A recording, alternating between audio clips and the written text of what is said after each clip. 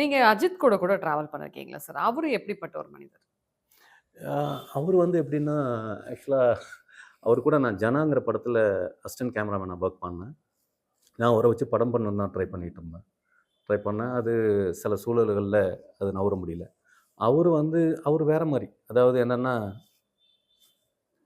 அவரோட இதெல்லாம் எப்படின்னா, அ அதான் அவரு என்ன நெனைக்கிறாரோ அத செய்யணுங்கிற கேரக்டர்.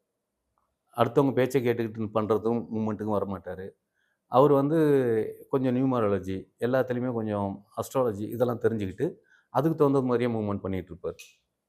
புரியுதுங்களா? இப்ப விஜய் விஜய் வந்திருக்க இடம் வந்து, அவரு வந்திருந்தா என்ன நடந்திருக்கும் அப்படின்னு இல்ல.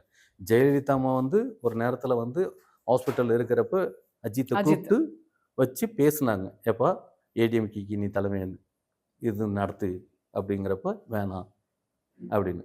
இப்ப இருக்கிற சூழ்நிலைய பார்த்தா, அந்த ஆள்லாம் வந்திருக்கலாம் போல இருக்கு, அப்படிங்கிற ஒரு ஃபீல் நடக்குது. ம். வந்திருந்தா என்ன நடக்கும்? வந்திருந்தா நமக்கு நல்லது பண்ணியிருப்பாங்களா? அப்படின்லாம் இல்ல.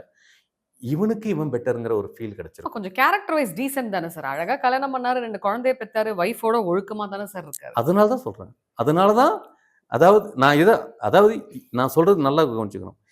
இவருக்கு இவர் பெட்டர்ங்கிற ஒரு ஆமா. இடம் இருந்திருக்கும். ஒரு தனி மனித ஒழுக்கம்னு ஒண்ணு இருக்குல்ல சார். கண்டிப்பா.